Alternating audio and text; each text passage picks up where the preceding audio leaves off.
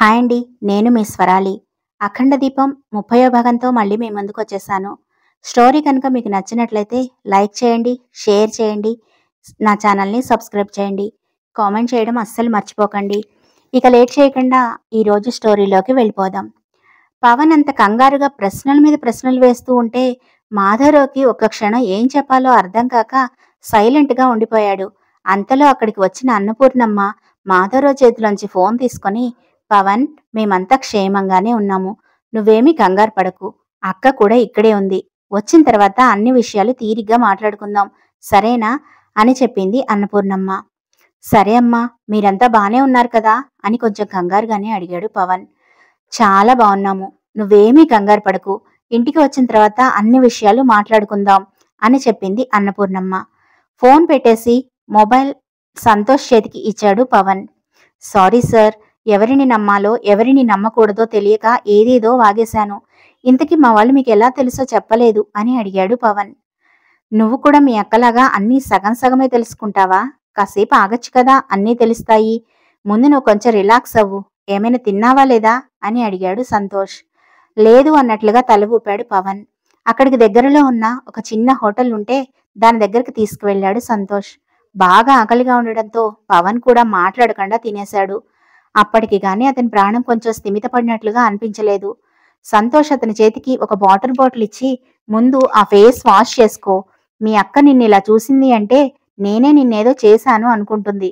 అసలే ఆ మేడం గారు అపార్థం చేసుకోవడానికి ముందుంటుంది అని కోపంగా అన్నాడు సంతోష్. అదేంటి సార్, మా అక్క గురించి అన్నీ తెలిసినట్లుగా మాట్లాడుతున్నారు? మా అక్క చాలా మంచిది. తెలిసి కానీ తెలియక కానీ ఎవ్వరికీ కీడు చేయాలి అనుకోదు అని చెప్పాడు పవన్. మీ అక్క గురించి నీకంటే నాకే బాగా తెలుసు కానీ ముందు వెళ్దాం పదా అంటూ పవన్ని తీసుకుని బయలుదేరాడు సంతోష్. అన్నపూర్ణమ్మ సంతోషంగా ఆ విషయం వెళ్లి మైథిలితో చెప్పింది. పవన్ వస్తున్నాడు అని తెలియగానే మైథిలికి కూడా కొండంత భారం దిగినట్లుగా అనిపించింది. సంతోష్ దగ్గర ఉండి పవన్ని ఇక్కడికి తీసుకొని వస్తున్నాడు అని చెప్పింది అన్నపూర్ణమ్మ. సంతోష్ కూడా వస్తున్నాడు అని తెలియగానే మైథిలి మొహంలో ఏదో బాధ కనిపించింది. ఒకవేళ ఆయన ఇప్పుడు ఇక్కడికి వచ్చి నా చేత ఆస్తిపత్రాల మీద సంతకాలు చేయమని అడుగుతారేమో. అలా కనుక అడిగితే అస్సలు ఒక్క క్షణం కూడా ఆలోచించకుండా చేసేస్తాను. అప్పుడు ఇక నేను ఇక్కడ ఉండాల్సిన అవసరం ఉండదు అని తనలో తనే అనుకుంది మైథిలి. సంతోష్ బయటికి వెళ్ళిపోయిన తర్వాత సరయు భువనేశ్వరి దేవి దగ్గరకు వచ్చింది. సరయు మైథిలితో, సరయు, ఆ మైథిలి గురించి వాడేమైనా చెప్పాడా అని కంగారుగా అడిగింది భువనేశ్వరీదేవి. లేదత్తా, నిజానికి ఆ మైథిలి ఎక్కడికి వెళ్ళిపోయిందో బావకి కూడా తెలియదేమో అనిపిస్తుంది. దానిమీద కోపం వచ్చి ఎక్కడో వదిలేసి వచ్చినట్టున్నాడు. అది బతికిందో చచ్చిందో కూడా నాకు అనుమానమే అని అన్నది సరయు. అది పొరపాటున చస్తే దానికే ప్రాబ్లం ఉండదు. ప్రాబ్లం అంతా మనకే. ఆ విషయం గుర్తుపెట్టుకో అని కోపంగా అన్నది భువనేశ్వరీదేవి. అవును, కానీ ఇప్పుడు ఆ మైథిలిని ఎక్కడా అని మనం వెతకగలం అని డౌట్గా అడిగింది సరయు. దాని తమ్ముడు చదివే కాలేజీ తెలుసు కదా, వాడిని పట్టుకొని 4 ఉతికితే వాళ్ళ అక్క ఎక్కడుందో చెప్తాడు. అందుకే కొంతమంది రౌడీల్ని పంపించాను అని చెప్పింది భువనేశ్వరీదేవి. నువ్వు సూపర్ అత్తా, ప్లాన్స్ వేయడంలో నీ తర్వాత ఎవరైనా అని అన్నది సరయు. ఇంకేమంటున్నాడేంటి సంతోష్? నీ మీద కొంచెం ఇంట్రెస్ట్ చూపిస్తున్నట్లుగా అనిపిస్తుంది. నిజమేనంటావా అని అడిగింది భువనేశ్వరీదేవి. ఏమో మరి, చూడాలి. సాయంత్రం పబ్బుకు వెళ్దామన్నాడు కదా, అక్కడ తెలిసిపోతుందిలే. బావ సంగతి నేను చూసుకుంటాలే కానీ ముందు ఆ మైథిలి ఎక్కడుందో, ఎక్కడికి వెళ్ళిందో కనిపెట్టి ఆ పనేదో నువ్వు చూడు అని అన్నది సరయు. నేనదే పనిలో ఉన్నాను. అంతకంటే ముందు ఈ భూపతి ఎక్కడ చచ్చాడో వాడిని కనిపెట్టాలి. ఇన్ని రోజులు నేను వేసిన ప్లాన్ ఎప్పుడూ ఫెయిల్ అవ్వలేదు. ఈసారి ఎందుకో అన్నీ నాకు వ్యతిరేకంగా జరుగుతున్నట్లుగా అనిపిస్తోంది అని కోపంగా అన్నది భువనేశ్వరీదేవి. అంతలో భువనేశ్వరీదేవికి ఒక ఫోన్ కాల్ వచ్చింది. నెంబర్ చూడగానే ఎవరు చేస్తున్నారో భువనేశ్వరీదేవికి అర్థమైపోయింది. ఎరా, పని కంప్లీట్ అయిందా? ఆ మైథిలి ఎక్కడుందో వాడు చెప్పాడా అని అడిగింది భువనేశ్వరీదేవి. లేదు మేడం, మధ్యలో సంతోష్ సార్ వచ్చి అతనిని కారులో తీసుకెళ్లిపోయారు అని మరో బాంబు పేల్చాడు అవతలి వ్యక్తి. స్టూపిడ్, అసలు నువ్వు ఏం చేస్తున్నావు? వాడెందుకు చచ్చాడు అక్కడికి? వాడు నిన్ను చూశాడా అంటూ కంగారుగా అడిగింది భువనేశ్వరీదేవి. లేదు మేడం, సంతోష్ సార్ అయితే మమ్మల్ని చూడలేదు. కానీ ఆ పవన్ సార్ కారుకి అడ్డుపడడంతో సార్కి బాగా కోపం వచ్చినట్టుంది. అతనిని తిట్టడం చూశాను అని చెప్పాడు అవతలి వ్యక్తి. సరే, ఫోన్ పెట్టేసాయి. ఒక పని చేయడం సరిగ్గా చేత కాదు అంటూ విసుక్కుంటూ ఫోన్ పెట్టేసింది భువనేశ్వరీదేవి. అప్పుడే ఆమెకి ఒక ఆలోచన వచ్చింది. పవన్ ఎవరో సంతోష్కి తెలియదు. సో పెద్ద ప్రాబ్లం ఏమీ లేదు. కానీ ఆ పవన్ని డైరెక్ట్గా ఇంటికి తీసుకురమ్మని చెప్తే సరిపోతుంది కదా అని అప్పటికప్పుడు కొత్త ప్లాన్ సిద్ధం చేసుకుంది భువనేశ్వరీదేవి. వెంటనే సంతోష్కి ఫోన్ చేసింది. భువనేశ్వరీదేవి దగ్గర నుంచి ఫోన్ వస్తుండడంతో ఎందుకు ఆమె ఈ టైంలో ఫోన్ చేసిందో అతను ఊహించగలిగాడు. ఆ అమ్మా చెప్పు అని అన్నాడు సంతోష్. సంతోష్, నువ్వు ఏదో పనుందని బయటికి వెళ్తున్నావు కదా, ఎక్కడికి వెళ్తున్నావు అని అడిగింది భువనేశ్వరీదేవి. ఆ మైథిలి ఎక్కడో ఉన్నది అని ఫోన్ వచ్చిందమ్మా, తనను వెతకడానికే వెళ్తున్నాను, ఏమైనా అర్జెంటా అని అడిగాడు సంతోష్. లేదు నాన్న, ఒక్కడవే వెళ్తున్నావా అని మరోసారి ప్రశ్నించింది భువనేశ్వరీదేవి. అవునమ్మా, నేను ఒక్కడనే వెళ్తున్నాను అంటూ సాధ్యమైనంత నార్మల్గా సమాధానం చెప్పాడు సంతోష్. నీ కారులో ఎవరూ లేరా అని మరోసారి ప్రశ్నించింది భువనేశ్వరీదేవి. ఎవరుంటారమ్మా, చెప్పాను కదా నేను ఒక్కడనే వెళ్తున్నాను అని చిన్నగా నవ్వుతూ చెప్పాడు సంతోష్. సరే సరే నాన్న, పని చూసుకుని త్వరగా ఇంటికి వచ్చేసేయి అని చాలా ప్రేమ ఒలకబోస్తూ చెప్పింది భువనేశ్వరీదేవి. అమ్మ, అసలు ఇన్ని క్వశ్చన్స్ అడుగుతున్నావు, ఏమైనా జరిగిందా అని అనుమానంగా అడుగుతున్నట్లుగా అడిగాడు సంతోష్. అలాంటిది ఏమీ లేదు నాన్న, నువ్వు ఒంటరిగా బయటికి వెళ్ళావు కదా, అందుకే నాకు కొంచెం భయంగా అనిపించింది, అంతకు మించి ఇంకేమీ లేదులే. సరే మరి ఉంటాను అని ఫోన్ పెట్టేసింది భువనేశ్వరీదేవి. ఫోన్ పెట్టేసిన తర్వాత సరయుతో, సంతోష్ ఆ కారు ఏ డైరెక్షన్ వెళ్తుందో ఒకసారి చూడవే అని అన్నది భువనేశ్వరీదేవి. సరయు మొబైల్లో ట్రాకర్ లొకేషన్ చెక్ చేసింది. ఆమెకి చాలా ఆశ్చర్యంగా అనిపించింది. ఎందుకంటే అది వాళ్ళ ఇంటి లొకేషన్ చూపిస్తోంది. అదేంటి, బావకారు మన ఇంట్లోనే ఉన్నట్లుగా చూపిస్తోంది ఆశ్చర్యంగా అడిగింది సరయు.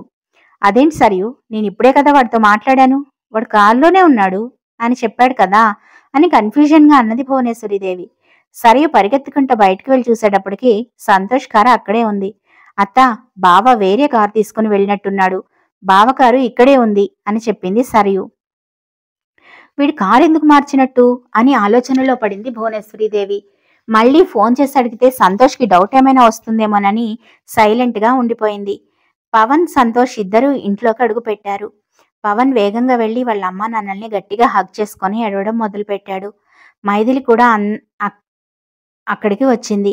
వాళ్ళందరికీ కొంచెం స్పేస్ ఇవ్వాలన్న ఉద్దేశంతో సంతోష్ తన గదిలోకి వెళ్ళిపోయాడు. మైథిలి కూడా పవన్ని చూడగానే బాగా ఎమోషనల్ అయిపోయింది. కొంచెం స్థిమితపడ్డాక పవన్ వాళ్లతో, మీ అందరికీ ఏమైందోనని ఎంత కంగారు పడ్డానో నాకే తెలుసు, అసలు ఒక ఫోన్ చేసి చెప్పడానికి ఏమైంది, ఒక పక్క ఎగ్జామ్ టెన్షన్, మరోపక్క మీకేమైందో అని టెన్షన్, కొంచెం కోపంగా అన్నాడు పవన్. అన్నపూర్ణమ్మ పవన్ని దగ్గర కూర్చోబెట్టుకుని జరిగిన విషయాలు మొత్తం చెప్పింది. మైథిలి, సంతోష్ల పెళ్లితో సహా అంతా విన్న తర్వాత పవన్కి ఎలా స్పందించాలో తెలియలేదు. పవన్ మైథిలి దగ్గరికి వచ్చి కూర్చొని, అక్క, ఇప్పుడు ఏం చేద్దాం అనుకుంటున్నావు అని అడిగాడు. ఇప్పుడు కొత్తగా చేయడానికి ఏముంది, విడాకుల కోసం సంతకం పెట్టిన తర్వాతనే ఆయన నా మెడలో తాళి కట్టారు. వాళ్ళ ఫ్యామిలీకి ఏవో ప్రాబ్లమ్స్ ఉన్నాయి, అవి సాల్వ్ అయినాక కొంతకాలం మనల్ని ఇక్కడ ఉండమన్నారు. అవి సాల్వ్ అయిపోగానే మన లైఫ్ మనది, వాళ్ళ లైఫ్ వాళ్ళది, అంతే అన్నది మైథిలి. బావ చాలా మంచివాళ్లా కనిపిస్తున్నాడు, నీ మీద కూడా తన కళ్ళల్లో కొండంత ప్రేమను చూశాను, మీ ఇద్దరు కలిసి ఉంటే బాగుంటుందక్క అన్నాడు పవన్. ఏది బాగుంటుంది అన్నది ఇప్పుడు సమస్య కాదు పవన్, వాళ్ళు లాభ నష్టాలు చూసుకుని వ్యాపారం చేసేవాళ్ళు, వాళ్ళకి ఈ పెళ్లి కూడా ఒక వ్యాపారమే. మన అవసరం కోసం వాళ్ళని వాడుకున్నాము, ఇప్పుడు వాళ్ళని ఇబ్బంది పెట్టడం అస్సలు మంచిది కాదు. ఈ విషయం ఇంతటితోటి వదిలేసేయి అని బాధగా అన్నది మైథిలి.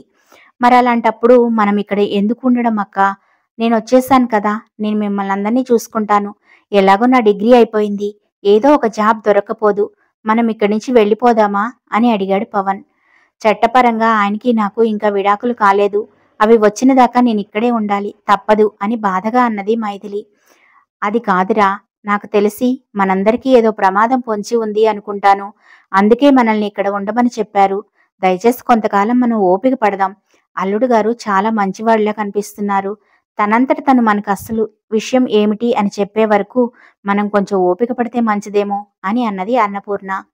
నువ్వు చెప్పింది నిజమే అన్నపూర్ణ, కానీ మైథిలి బాధపడుతూ ఉంటే మాత్రం నేను చూస్తూ ఉండలేను అని అన్నాడు మాధవరావు. ప్రస్తుతానికైతే ఇక్కడ ఎవరూ మనల్ని బాధ పెట్టడం లేదు కదండి, కాకపోతే నాకు ఒకటే బాధ, కుటుంబంతో సహా వచ్చి వీళ్ళ ఇంట్లో తలచాచుకోవడం ఎంతవరకు కరెక్టో నాకైతే అర్థం కావడం లేదు అని తన మనసులో అనుమానాన్ని బయటపెట్టింది అన్నపూర్ణ. అప్పటిదాకా వాళ్ళ మాటలన్నీ వింటూ సైలెంట్గా ఉన్న సంతోష్ అప్పుడు లోపలికి వచ్చాడు. అత్తయ్య గారు, ఇక్కడ ఎవరూ ఎవరికీ రుణపడి ఉండడం లేదు. ఇది మీ కూతురిల్లు. తను నా భార్య. నేను కానీ ఇంట్లో వాళ్ళు కానీ ఎప్పుడూ మిమ్మల్ని పరాయి మనుషుల్లా చూడడం లేదు. ఒకవేళ మీరు ఇలా ఫీల్ అవుతున్నారు అని తెలిస్తే అప్పుడు నాతో పాటు ఇంట్లో ఉన్న వాళ్ళందరూ బాధపడతారు. ఆ విషయం గుర్తుంచుకోండి. మీకు మరీ అంత ఆత్మాభిమానంగా అనిపించినట్లయితే అందరం కలిసి మీ ఇంటికెళ్దాం పదండి. అక్కడికి వెళ్ళిన తర్వాత మీరు మాత్రమే కాదు, నేను కూడా చాలా ప్రాబ్లమ్స్ ఫేస్ చేయాల్సి వస్తుంది. మీకు అభ్యంతరం లేదు అంటే ఈ క్షణమే వెళ్ళిపోదాం అని అన్నాడు సంతోష్. సంతోష్ మాట్లాడుతున్నంతసేపు మైథిలి అతని వైపు చూస్తూ ఉండిపోయింది. అతను ఎందుకలా మాట్లాడుతున్నాడో ఆమెకు అర్థం కాలేదు. ఒకవేళ ఆస్తి కోసం నేను ఎదురు తిరుగుతాను అనుకుంటున్నాడా? అమ్మా నాన్నలు ఎవరూ లేనప్పుడు ఒకసారి ఈ విషయం గురించి అతనితో మాట్లాడాలి అని తనలో తనే అనుకుంది మైథిలి. అయ్యో, నేను ఆ ఉద్దేశంతో అనలేదు బాబు.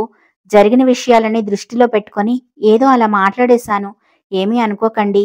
మీరేదో ప్రమాదం అని చెప్తున్నారు కదా, మీ ఇష్టం వచ్చినట్లే చేయండి అని అన్నది అన్నపూర్ణ. అవును బావా అని వెంటనే తనను తాను సర్ది చెప్పుకొని అవును సార్ అంటూ పవన్ ఏదో చెప్పబోయాడు. ఇంతలో సంతోష్ అతనిని ఆపేశాడు. నీకు మీ అక్కకి పొగరు మామూలుగా లేదు. నేను సార్ అనమని చెప్పానా అని కోపంగా అన్నాడు సంతోష్. సారీ బావా, ఇందాక నా మీద రౌడీలు అటాక్ చేయడం చూస్తూ ఉంటే మీరు చెప్పినట్లుగా ఏదో పెద్ద ప్రమాదమే ఉన్నట్లుగా అనిపిస్తుంది అని అన్నాడు పవన్. పవన్ మీద రౌడీలు అటాక్ చేయబోయారు అనే మాటలు విని వాళ్ళ అమ్మా నాన్నలతో పాటు మైథిలి కూడా కంగారుగా అనిపించింది. ఇదంతా భువనేశ్వరీదేవి వాళ్ళ ప్లాన్ ఏమో అని భయంగా కూడా అనిపించింది.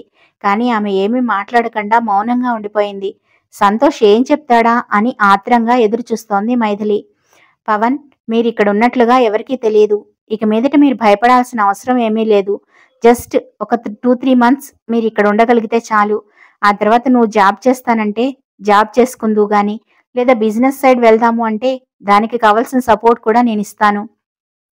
నా మీద నమ్మకం ఉంచి కొన్నాళ్ళు ఇక్కడ ఉండండి అని చెప్పాడు సంతోష్. అలాగే బావా, మీరెలా చెప్తే అలాగా అని హ్యాపీగా అన్నాడు పవన్. పవన్ వైపు కోపంగా చూసింది మైథిలి. పవన్కి కూడా మైథిలిని చూస్తే భయంగా అనిపించింది.